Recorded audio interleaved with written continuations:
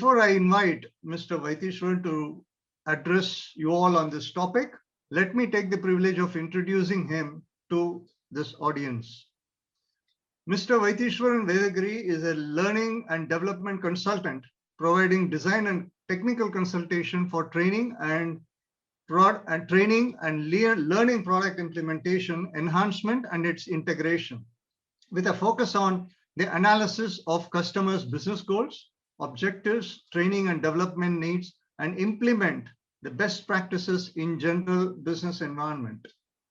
He consults for domestic and international organizations that include Fortune 500 companies.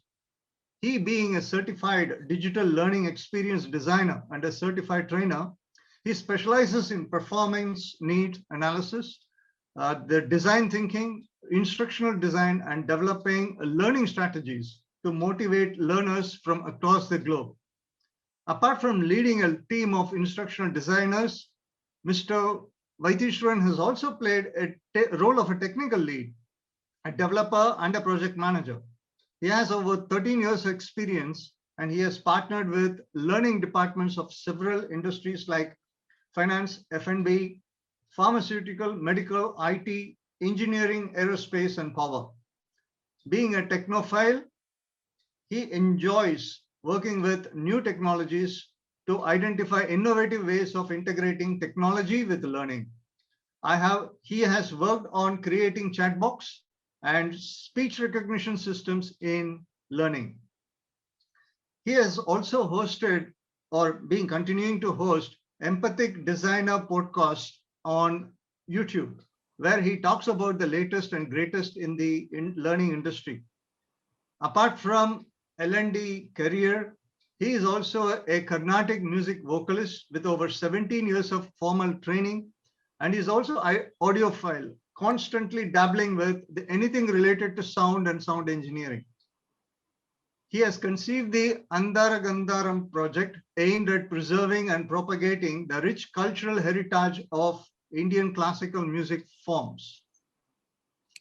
I take immense pleasure in inviting Mr. Vaitishwaran Vedagiri to deliver his session today on the art of storytelling. Good evening, Mr. Vaiti, and the floor is yours. Thank you. Thanks a lot, Mr. Mohan, for that wonderful introduction for me. And I would also like to thank Top League Training for giving an opportunity for me to talk to you all. And of course, I would like to thank all the attendees over here for spending your evening here with me to discuss on this very interesting topic, the art of storytelling. So without further ado, let me just go ahead and start sharing my screen.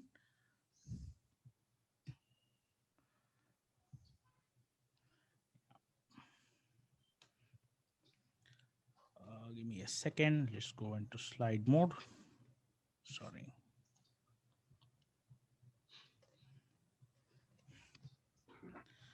Okay. I hope my screen is visible to everyone. Yeah, it is. Okay, great. So once again, welcome to today's session on the art of storytelling. Um, so what is this session going to do for you? And who exactly is this session for?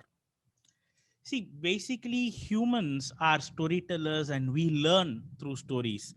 And stories help us visualize content and also help us create those associations and mind maps in order to help us retain, recall, understand, and build upon concepts and ideas. So, when we talk about the applicability of today's session, I think it applies to everyone because when I said humans are storytellers, that's like all of us. So starting from a toddler to an adult professional to CEOs of companies, what makes a person successful in communication is the art of storytelling. So we're going to in today's session we're going to understand what exactly is meant by a story. We're also going to look at what makes a great story, followed by the six elements that constitute a story. So so this is the plan for today. I will probably be taking about an hour of your time, and once my presentation is done, I will definitely open the floor for questions, and I would love to take some questions and have a conversation with you. So without further ado, let's continue. So as I said, let's start to understand what is meant by a story. So there are a lot of definitions for stories. I mean, if you just hit, do a Google search, you will find a ton of definitions over there. So this definition that I have on the screen is something that I feel is um, closest representing what my idea is of a story. So a story is an intriguing, authentic, and an engaging narrative that delivers a message. So this is what is critical when it comes to a story. It is all about delivering a message, implanting an idea, and getting an action or an outcome based on that. So that is what a story is. It basically serves as a vehicle for transmitting your ideas, your thoughts, your views and visions to your listener, and making sure that there is some sort of an action or an impact because of that. So when we talk about the message, so it talks about delivering a message. So when we talk about messaging, there are two types of messages that a story can deliver. So one is a tactical message and the other is a strategic message. So when I say tactical message, a tactical message is something that has a short term communication objective. So these stories usually don't live beyond its task of communicating a particular concept. And to give you an example, your paper advertisements that you see, the billboards that you find. So these are some examples of a tactical messaging. When we look at a strategic messaging, it is geared towards giving a sort of a long term communication. It is geared towards establishing that long term relationship and directing the listener to a message, and works towards their shift in behavior and response to what you have to say on a long term basis. So this is, so when I say a strategic message, it is more towards a long term association between your story, your message, and what your expectations are in terms of the actions that you expect from your listeners, right? So when we talk about listeners, this is something that we need to important and we need to remember, and you can consider this as my first tip to make great stories. It is always about your listeners, right? So this is basically why stories are useful for us, because stories bear answers to the most important questions that are there in the minds of your listeners. So when you craft a story, be it for a child, be it for a middle schooler, a high schooler, a college student, your employees, your team member, your peers, your client, be it anyone, it is always about the listener. So when you craft a story, when you're crafting a message, always keep your listeners at the focus, at the focal central point, and then draft a story around them in order to make your story effective and successful. So we have seen what a story is. While this is important to know, it is also important to know what isn't a story, right? So a story isn't a set of facts. So while stories can be used to build a narrative based on a set of facts, mere presentation of facts doesn't constitute a story. And another thing that you need to remember is that stories aren't replacement for facts, right? So when we talk about facts, it could be anything, right? Starting from numbers to whatever messaging you have, whatever theories that you want to postulate or communicate your key message. It's not just giving that. It is about creating a narrative, creating a world around it in order to provide a sense of context and establish that sense of meaning for your listeners to appreciate what you're saying, to absorb what you're saying, to assimilate that information, and give you an appropriate response that you are expecting. So stories essentially are nothing more than vehicles that deliver your facts and key messages in an effective and a memorable narrative. So this is very important, memorable narrative. So what makes a good story? So we've seen what stories are, we've seen what aren't stories. So we need to understand what makes a good story. So let's go ahead and see that. So the first aspect of a good story is they are simple, right? So it is really important to remember the purpose of your story, which is to deliver a message, a single message in an effective manner. So I'm sure a lot of members in the audience would have seen the movie Inception. So for those who haven't seen this movie, it's about dreams and storytelling and planting an idea. So the core message of that movie from a storytelling perspective is to drill down your message to its simplest form and create a narrative at its simplest form so that it goes and sticks in the mind of your listener.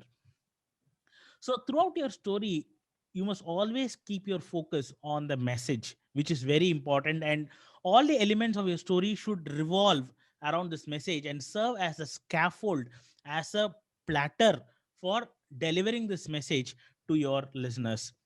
So when we look at stories that are effective, so I'll give you another example here. So if you look at your childhood stories, your Aesop's fables or your Panchatantra or Hitopadesha and things like that, the reason why these stories succeed is because of the degree of simplicity. I mean, even after all these years, when we sit back and think of a Panchatantra story or an Aesop's fable, you're immediately able to recollect what the story is, and also recollect, in fact, recollect some of the characters and some of the key messages that the story delivers. The reason being, they are extremely simple. So when you're crafting a story to tell to someone, make sure that the idea is stripped to its simplest form and the narrative is toned down to its simplest form so that it is delivered in the most effective manner for your listeners. The second point is great stories gain attention. So it was August 7th, 2020. It's a warm Friday evening, and it was relatively quiet because of the pandemic. It was around 11 in the evening. There were just a few cars going home, and I was just looking out of the window. And it was a very peaceful evening, and I was just preparing to wind up my day. And at that moment, my phone rang. It was just an alert on my phone. I had just received an email. And when I opened those email, when I opened that particular email, my world turned upside down. It was just 5 words in that email. Just 5 words had the power to turn my world upside down. So don't you want to know what's there in that email? Don't you want to know what has turned my world upside down? This is the power of a great story. It gathers your attention. So you're immediately, so when I was telling this story to you, when I started saying this story to you, you were immediately visualizing what a Friday evening looked like during the pandemic at 11 in the evening. Things were all quiet, just one or two cars going around. And that email and the expression on my face when I saw that. And you want to know what is happening. So that is the power of a great story. It grabs your attention. So when you look at a great story, it is important that when you're saying your story, you'll have to create a narrative in such a way that within the first 10 to 15 seconds of your story, you should be able to grab your listeners' attention and make them stick around to listen to the rest of your story. And you can find examples for this in a lot of places. So I'll give you another example over here when it comes to gaining attention. So we use YouTube a lot, right? And we typically go to YouTube to, sometimes watch video, and we sometimes also learn to do a lot of things when we go to YouTube. I mean, starting from learning to how to fix probably a computer or some household appliance at home to making dal khichdi. YouTube has answers for everything. But when you key in that search term, you find that there are hundreds of videos for that same topic. So you click around a few videos until you finally land on that one video that you feel is relevant for you. So what makes you stick to that video and continue? So when you look at how you typically view videos, you open a video from your search result, you watch it for a few seconds. Typically it's around 10 to 15, 20 seconds. You judge that video within those 10, 15, 20 seconds, and then you decide as to whether you want to continue with that video or not continue with that video, right? So that is how important is this gaining of attention is for a story. So when you create your narrative, make sure that you have those elements in your story that instantly gathers your listeners attention. They immediately sit up and listen to what you have to say, and they are completely immersed, and they want to know exactly what is going to happen with your story. And this is very, very critical. Hooking, keep creating those hooks for your learners. There are a lot of strategies to do that, but creating those small hooks for your learners to make them stick around until you communicate your story, and through that your message, is very, very critical to making a great story. So let's look at the next element that makes a great story. Great stories persuade, right? So when you look at great stories, they have this phenomenon called narrative transportation. So what I mean by narrative transportation is that the a great story has the power to transport the listener to the world of that story, to look at things, look at message from the narrator's perspective, and grab that information and make that information stick in them. Numerous research studies have shown that when a narrative transportation happens, persuasion follows. So a great story allows the listener to deduce the logic of the story in the world of the story in their own terms, right? So the more realistic your story is, the higher is the potential of that story to create an impact and make your learners stick and absorb the message that you're trying to communicate. um i- okay, fine. And also, since great stories are structured in a simple manner, they also have this tendency to inhibit counter arguing. This is especially important for people who are in sales, when they're trying to create a narrative around their product. A great story goes a long way in inhibiting counter arguments and countering objections, potential objections that could be raised. And the probability of delivering your message in an effective and successful manner is much higher. So moreover, when you adopt this storytelling approach, it also gives you a very high degree of credibility, which is extremely important when you are a storyteller, right? So when you are able to have that power of persuasion in your story, when you're able to elicit that, you automatically become credible, and your message becomes credible.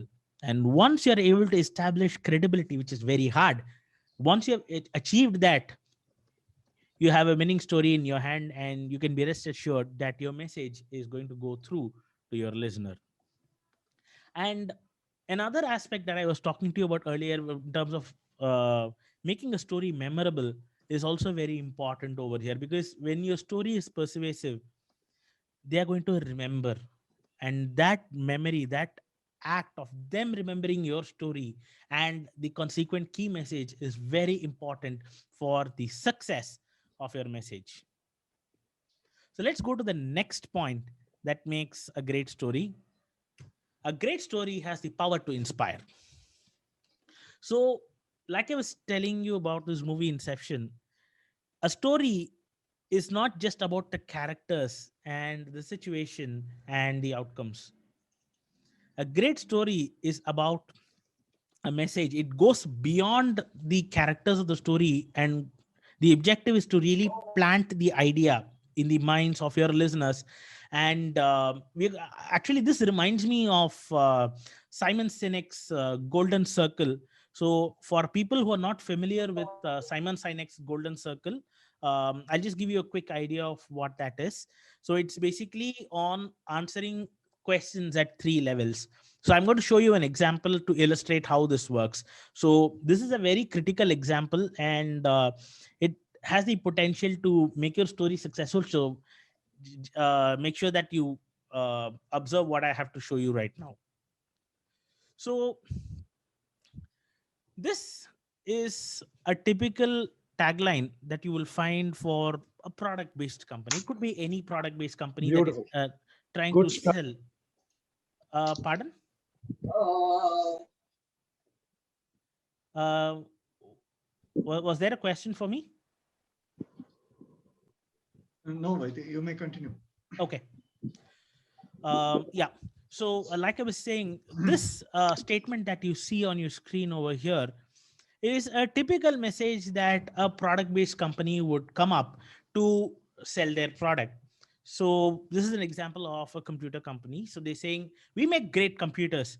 They're beautifully designed, simple to use, and user friendly. So, do you want to buy one? So, this is how it typically, this is a typical selling message that you would see. So, if you look at the structure of this message, the first part, we make great computers, tells you what they do. And they're saying they're beautifully designed, simple to use, and user friendly, which answers the question how they do it. And the third part, want to buy one, is why they're saying this to you. So, this is one type of messaging. So, this is actually from a typical organization. So I'm going to show you another message that is from Apple Computers. It is their messaging for their product. So let's take a look at that. So here it says, everything we do, we believe in challenging the status quo. We believe in thinking differently. The way we change the status quo is by making our products beautifully designed, simple to use, and user friendly. We just happen to make great computers. Do you want to buy one? So, what's the difference between these two statements? Can I have an answer here from the audience? What is the difference between these two statements?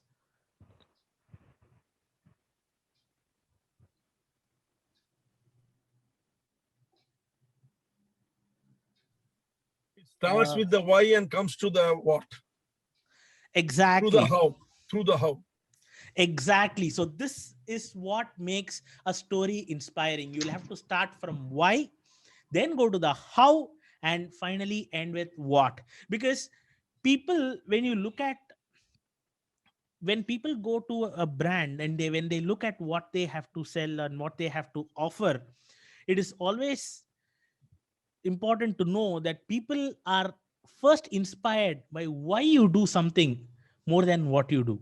That is the first point that is going to grab them and their attention and their interest in your product. It could be a product or a service. So I have a product example over here. It could also be a service.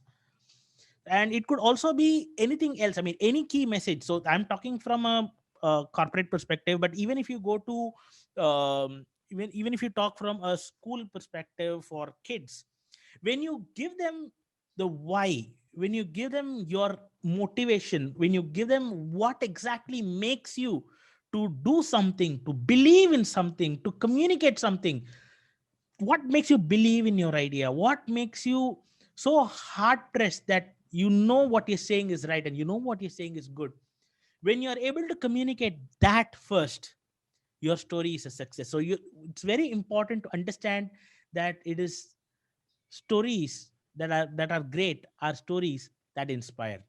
So this is actually Simon Sinek's golden circle.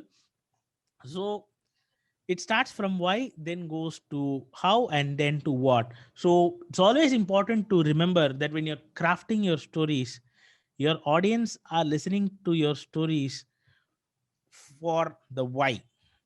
It may look like they want to know what you're doing, but actually they want to know why you're doing something. Heart and heart, they want to know why you're doing something before they want to know what exactly you're doing. So keep this in mind when you're crafting your stories. So to summarize, great stories are simple, they gain attention, they have the power of persuasion, and they inspire. So let me continue to the next part, which talks about the 6 elements that make up a story. Right. So we've seen what are the things that go into making a great story. So now let's look at the elements that constitute a story. So the first element that I would like to talk about is structure. A great story has a great structure. So when I say a structure of a story, it should have a solid beginning that grabs the attention of your listeners, a strong midsection that gathers and sustains their interest, and the closing section of your story, which really goes about delivering your message, and more than that, answer your listeners' burning questions. So, like I was saying earlier, it is all about answering the questions in the minds of your listeners, and giving them the key message that you have for them. So, this, if you adopt a structure approach, it is very easy to segment your approach, to segment what you have to say, and craft a story. So, when you're writing your stories, make a good idea is to break it into these 3 parts and write those 3 parts, and make sure that you combine them in an effective manner. The second aspect, the second element of a story is its power to create intrigue. So when it comes to creating intrigue, your objective, like I was saying earlier, is to create that sense of interest and sustain it within the first 15 to 20 seconds of your story. So in order to do this, one of the best practices is to make sure that you have your problem statement straight. Important to understand that you have understood what exactly your listeners have come there for, and what exactly they are looking to learn from you.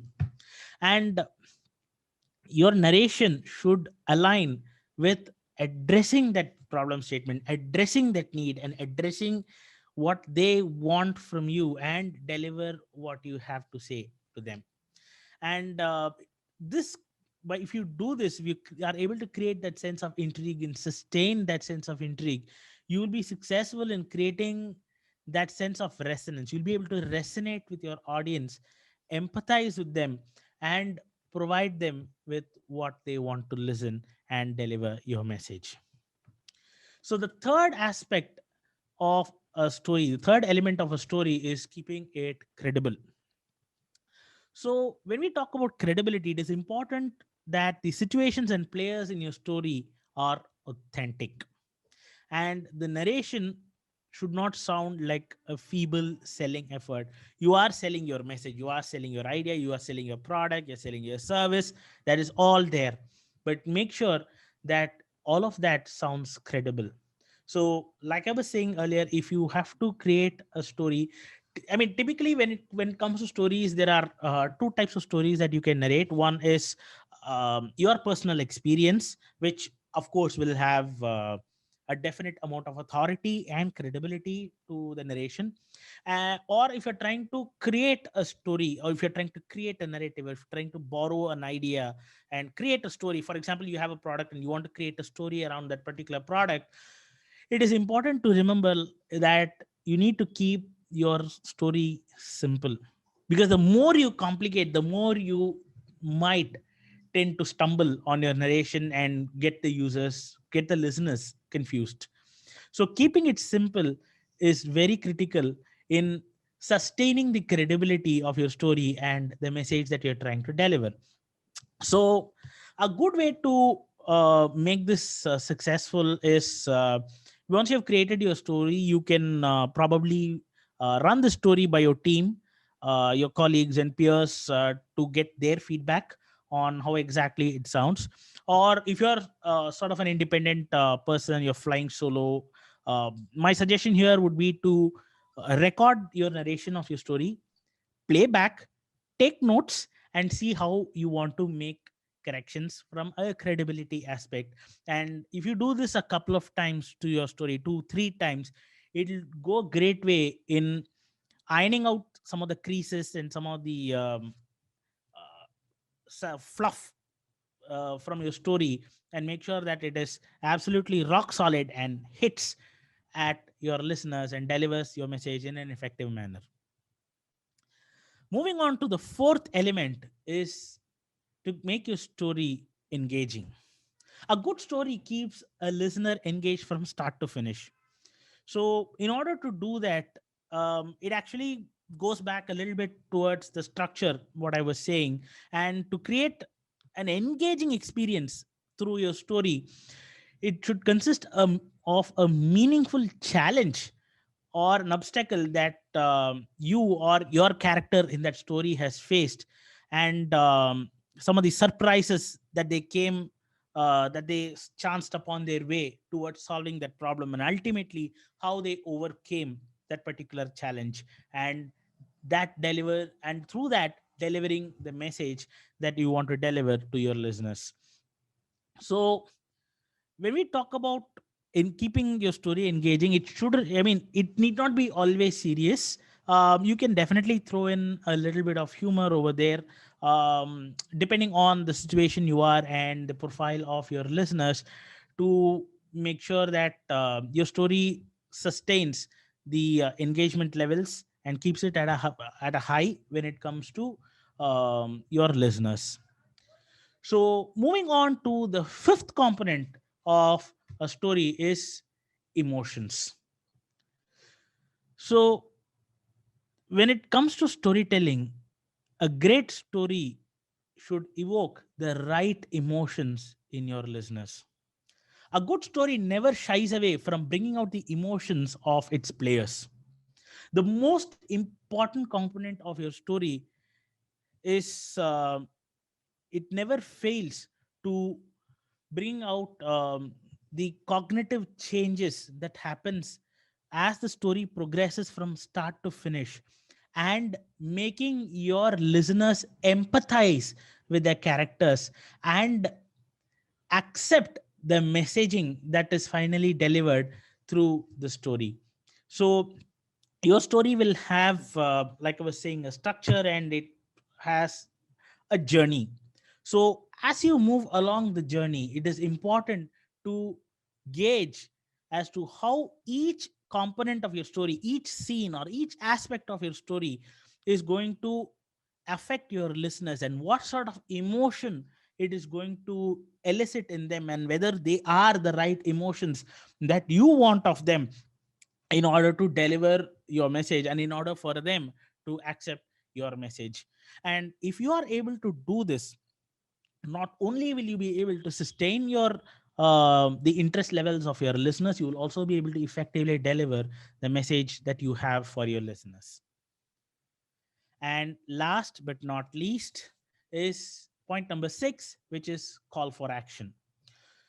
So a good story has, like I was saying earlier, it could be it could be having a tactical or a strategic message, which is literally your call for action. It should always focus on listening. I'm sorry. It should always focus on answering your listeners' questions and evoke them to act on the message that they have gathered, to um, enhance what you have said and really make them do what you want them to do.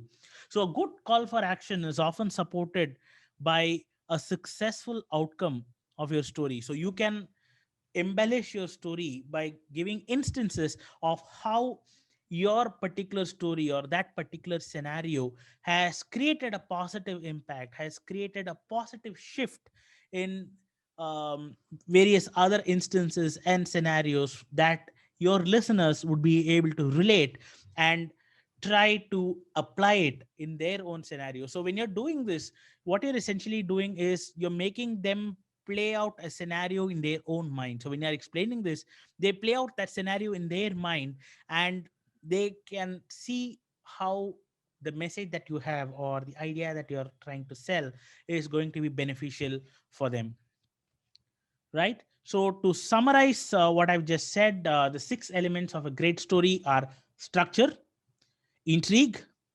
credibility, keeping it engaging, eliciting the right emotions, and delivering a call for action. So now I have a short video. It will run for about 7 or 8 minutes. So we are having this video is of Barack Obama. So he's going to be narrating a story. So what I would like you all to do is listen to the story and notice how these 6 elements are being implemented in that story, and how, what are the some of the aspects that he has covered in his story that keeps this, that makes the story what it is. So I would like you all to take notes on while Barack Obama is going to deliver that story, and I would like to hear from you after, at the end of this video, to see what your observations are of this particular story. So let's get started with that video. Myself on our last campaign. Folks in Iowa, I know you may have heard this story, but it was early in the primaries. We were still way down in the polls. I think this office has just finally gotten the heat turned on. And at the time, I was still competing in South Carolina. It was one of the early primary states. And I really wanted the endorsement of a state representative down there. I'd met her at some function where nobody knew me, nobody could pronounce my name. They're wondering, what's he thinking? So I asked her for her endorsement, and she said, I tell you what, Obama, I will give you my endorsement if you come to my hometown of Greenwood, South Carolina. And I think I had a little bit of wine during dinner, because right away I said, okay. So it's about a month later, and I'm traveling back to South Carolina, and we flew in late at night. I think we were coming from Iowa. We'd been campaigning nonstop, traveling all through towns and having town hall meetings and shaking hands. And in between, I'm making phone calls, asking people for support. And so we land in Greenville, South Carolina at around midnight. We get to the hotel about 1 o'clock in the morning. I am wiped out. I am exhausted. And I'm dragging my bags to my room. Back then, we didn't fly on Air Force One. And, the accommodations were a little different. And just as I'm about to walk into the room, one of my staff taps me on the shoulder and they say, excuse me, Senator. I was a senator back then. We're going to have to wake up and be on the road at 6:30 in the morning. And I said, what? Why? Well, you made this promise to go to Greenwood, and it's several hours away. And I try to keep my promises. So a few hours later, I wake up and I'm feeling terrible. I think a cold's coming on, and I open up the curtains to try to get some light to wake me up, but it's pouring down rain, terrible storm. And I take a shower, and get some coffee, and I open up the newspaper, and there's a bad story about me in the New York Times. I was much more sensitive at that time to bad stories. I've become more accustomed to these now. And finally I get dressed, I go downstairs, and I'm walking out to the car, and my umbrella blows open, and I'm soaked. So by the time I'm in the car, I'm wet, and I'm mad, and I'm still kind of sleepy. And it turns out that Greenwood is several hours away from every place else. So we drive, and we drive, and we drive, and we drive, and finally we get to Greenwood, although you don't know you're in Greenwood right away because there are not a lot of tall buildings around. And we pull up to a small field house, and I walk in, and I'm looking around. I don't hear a lot going on. And the state representative said she was going to organize a little meeting for us, and we walk in, and there are about 20 people there. And they're all kind of wet too, and they don't look very excited to see me. But, you know, I'm running for president, so I do what I'm supposed to do. And I'm shaking hands. I say, how do you do? Nice to meet you. And I'm making my way around the room. And suddenly I hear this voice cry out behind me, fired up. And I'm startled, and I don't know what's going on. But everybody in the room, this is a small room, they act like this is normal. And when the voice says fired up, they all say ready to go. And so once again, I hear the voice, fired up. And they say fired up. They say ready to go, ready to go. And so I look around, I turn by me, there's this small woman. She's about 60 years old. Looks like she just came from church. She got a big church hat. And she's looking at me, kind of peering at me, and she's grinning, smiling, looking happy. Turns out she's a city councilwoman from Greenwood who also moonlights as a private detective. I'm not making this up. This is true. And it turns out she's famous throughout the area. When she goes to football games and when she goes to rallies and she goes to community events, she does this chant of hers. She does it wherever she goes. So for the next few minutes, she just keeps on saying, fired up. And everybody says fired up, and she says ready to go, and everybody says ready to go. And I'm thinking, you know, this woman is showing me up. This is my meeting. I'm running for president, and she's dominating the room. And I look at my staff, and they just shrug their shoulders. They don't know what to do. So this goes on for a few minutes. Now, here's the thing, Iowa. After a few minutes, I'm feeling kind of fired up. I'm feeling like I'm ready to go. So I start joining in the chant. My staff starts joining in the chant. Suddenly, I feel pretty good. And we go on to talk about the lives of the people in the room and their families and their struggles and their hopes for their kids and their grandkids. And we drive out, and it's still raining, but it doesn't seem so bad. And we go to our next stop, and for the rest of the day, even after we left Greenwood, even though we still weren't getting any big crowds anyplace, even though people still couldn't pronounce my name, I felt good. And I'd see my staff, and I'd say, are you fired up? They'd say, we're fired up. They'd say, are you ready to go? And they'd say, we're ready to go. And we brought that to Iowa. And during our rallies, this became a chant. And we'd have signs saying fired up, ready to go. And the woman, her name was Edith Child, she became a celebrity. And she was written up in the Wall Street Journal. And folks did news stories on her. And this became one of the anthems of our campaign back in 2008. Now, here's the end of the story, though. We knew we were coming back to Des Moines for the last campaign rally I'll ever do for me. And so, you know, we were getting kind of sentimental, and we called up Edith Child. And we said, why don't you come on up? No, listen to this. We said, why don't you come on up? We'll fly you up from South Carolina, and you can do this chant one more time, just for old good time's sake. It's like getting the band back together again. And you know what Edith said? She said, I'd love to see you, but I think we can still win North Carolina, so I'm taking a crew into North Carolina to knock on doors on election day. I don't have time just to be talking about it. I've got to knock on some doors. I've got to turn out the vote. I'm still fired up, but I got work to do.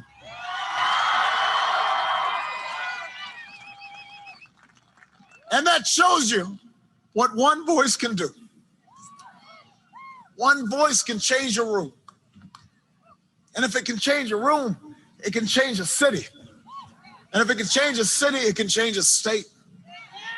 And if it can change a state, it can change a nation. And if it can change a nation, it can change the world.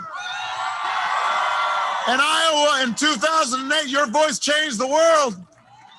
And Edith Child asked me to ask you that if you're willing to still stand with me tomorrow, if you're willing to get your friends and your neighbors and your coworkers to the polls tomorrow,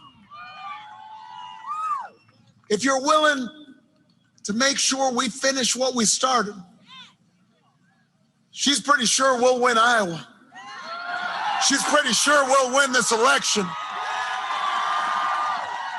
And she just had one question for you, and that is, are you fired up?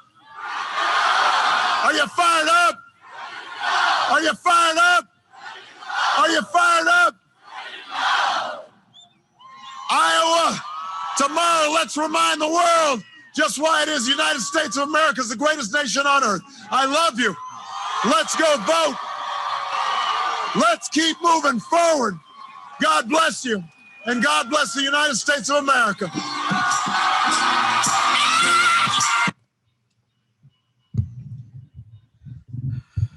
Okay. So I would like to hear from you all on what you've observed from this particular narration by Barack Obama. So if you can raise your hand, I think Mr. Mohan will help us unmute, and you can share your observations with us.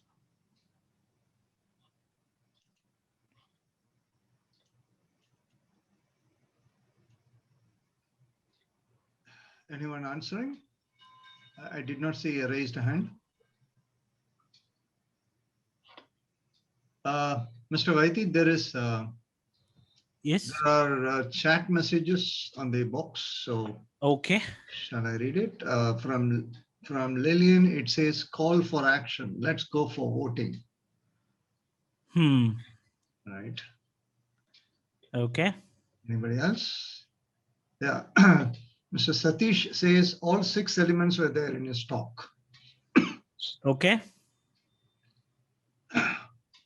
Usha Santhanam says he grabbed the attention of the audience. And Mr. Satish also adds that there's a lot of humor interlacing in the speech. Yes. Balamurugan says motivating the crowd to vote. Yeah. So if you look at this delivery, like it was rightly pointed out, all 6 elements were done. So he had a clear structure in his narrative. He had a start. He had where he expressed where he set the scene. Then the strong middle part where he went ahead with how the lady came in and created that chant. And of course, towards the end, he was able to deliver the key message. And of course, there was this intrigue, a lot of moments of intrigue when he talked about his journey to Greenwood in South Carolina. And it is his story. And we could hear the credibility in his voice. And of course, he was able to engage the audience where he got the audience to chant, fire up, we are ready to go. A few times as the story was progressing.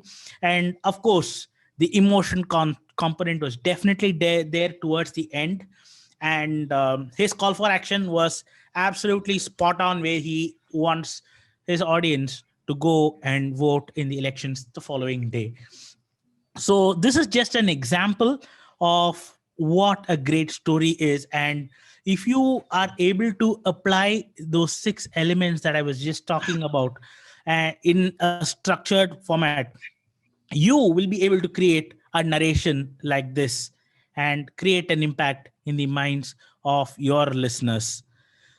So with that, I would like to conclude today's session by thanking Top League Training once again for giving me an opportunity to talk to you, and of course to the wonderful audience today who have been kind enough to dedicate an evening, a Saturday evening, that too, to listen to me. So I would like to thank you one and all, and of course would like to open the floor for any questions that you might have for me.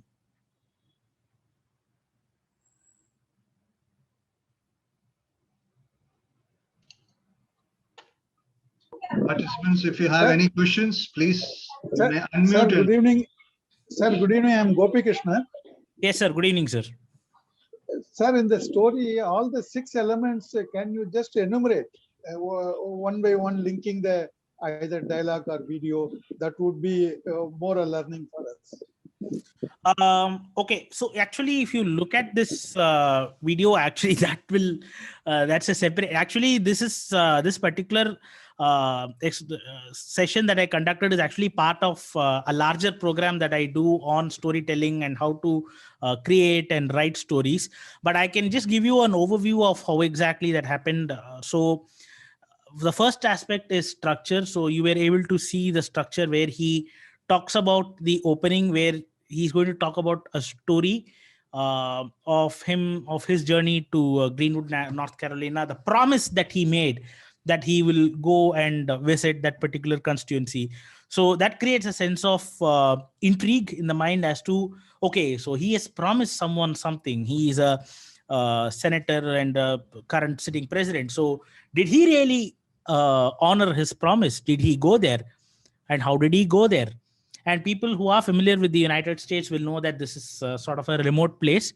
And the fact that he has promised to go to this particular remote place with hardly 15-20 people in the audience and spending time with that particular group of people, it creates that sense of intrigue. And as he explains his journey, the minute details that he included as part of his story, that and the humor, his reflections on whatever was happening, his personal commentary, that narration that was going on along with the story gives that sense of credibility that it is his story. And the narration was also engaging. So he was able, so when you listen to that particular story, you would have been able to visualize what exactly he was going through. So he's all soaking wet, his umbrella blew off, he's sitting in a car all wet, and he's traveling to a place which is hundreds of miles away in a remote place. It's a very small room with hardly 20 people sitting, and one old lady standing at the back of the audience and giving a power chant, which was resonating in the room. So when you listen to all of this, you are able to visualize, and you want to know what exactly happened. And at every point, when he creates that sense of intrigue about this lady entering, the lady trying to take the center stage. So all that level of that constant, you were able to sustain that level of intrigue throughout the story, which was engaging the audience. And of course, when it came towards the end, when he invited her back for his last rally, and her saying that she's busy, she has got work to do, and she's all fired up. So she actually meant when she said she was fired up, and she's actually doing some useful work towards motivating people to come in and vote on election day. That gives that sense of emotion, and the audience is really able to empathize with the lady in the story, and they can visualize a person like that, an old lady like that, knocking at their doors and asking them to go and vote. And if a person of that age and is in a position to go and campaign for voting, isn't it their responsibility to really go and vote? So that is the emotion component, and through that emotional component, he delivers his call of action, which is for people to go and vote on election day. So this is how these 6 elements are bundled into the story, if that's helpful. Mr. Vaiti, you may close the share screen. Okay, I'll do that.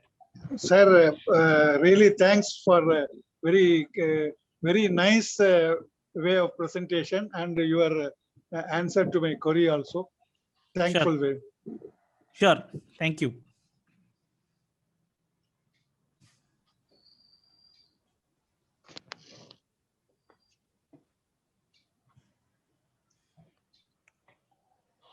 Any other queries? Any other questions, clarifications?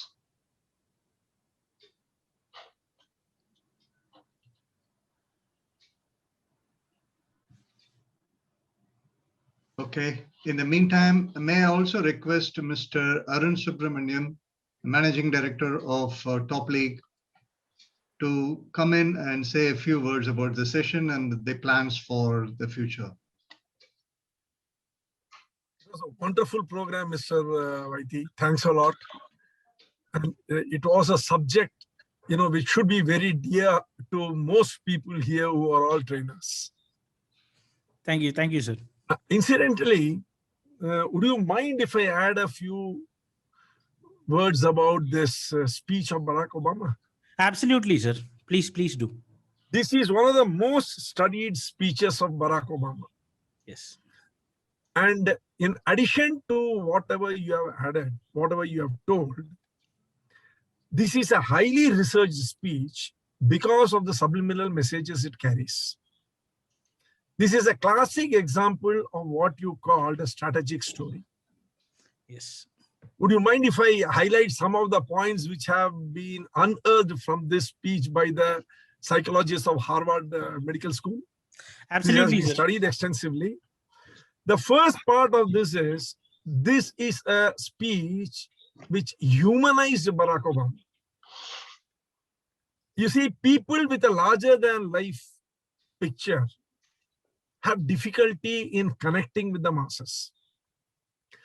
And here, when he was talking about, when the lady challenged him to come to North Carolina, if he was interested in his, vote, it showed Barack Obama as a fragile person who would go to any length for one single vote. This immediately connected him with the entire crowd in front of him. Because you see, he was telling them indirectly that for that vote, I am with you as long as you are with me. Second thing is, you see, when he showed his irritation at having to go so far, he showed that he is also a human being. He is not above the general people. That he also has all those traits which the people who are there gathered, they have. When he felt let down, by the organizers of the group of the speech in Carolina, and when the lady started saying, chanting, he showed that he can be affected by what happens around him. But then when he said that I was myself fired up, he was trying to tell everyone that it is in your hands that you can also pull me up.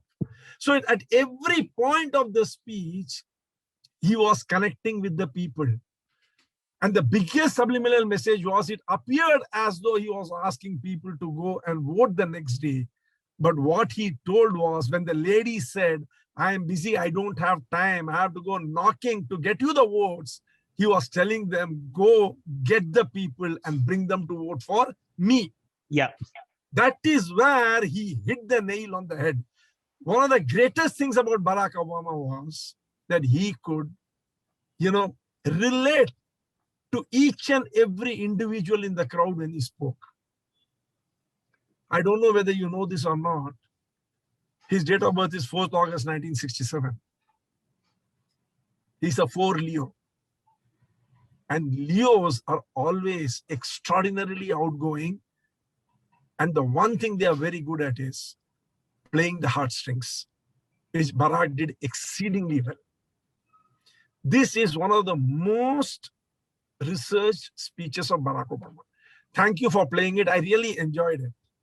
And I really enjoyed the way you, structured your program. By that, you proved that you yourself are an exceedingly good storyteller. Thank you, sir. Actually, this is part of a bigger program that I do, because the 6 elements that I talked about, I just gave an overview. There is actually a lot of things when it goes into these individual 6 elements.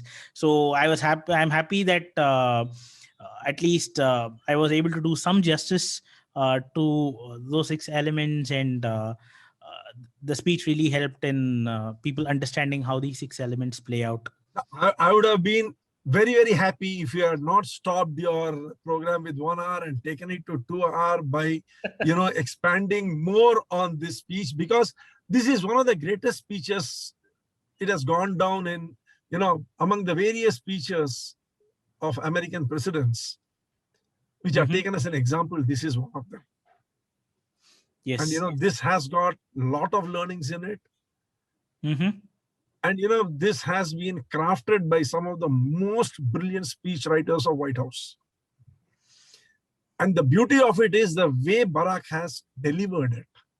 Because, Yes. writing a speech is one thing, being able to emote, create the necessary histrionics, and deliver it with passion takes a degree of commitment which only few presidents have been able to do. One of them was John F. Kennedy. The other is Barack Obama. Great speech. Thank you, Mr. Vaidiswaran. Thank I you, look sir. forward to more programs from you. It was excellent. You made our day. Thanks. Thank you, sir. Any other questions for me? Okay, so that's great. So if you do have any questions after this session, you can definitely feel free to reach out to me. And of course, I make a lot of these videos, like I was telling earlier, and like Mr. Mohan was saying, I have my own podcast where I talk about learning and development and a lot of topics pertaining to training and learning and things like that. So you can check out my channel. If you are interested in some of the content, I've got a bunch of videos over there and I post quite regularly. So if you have any questions, you can reach out to me over there, or I just shared my number. So you can reach out to me over there as well.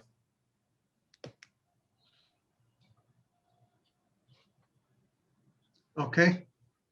Thank you, Mr. Vaidiswaran. So I believe there are no further questions from the audience.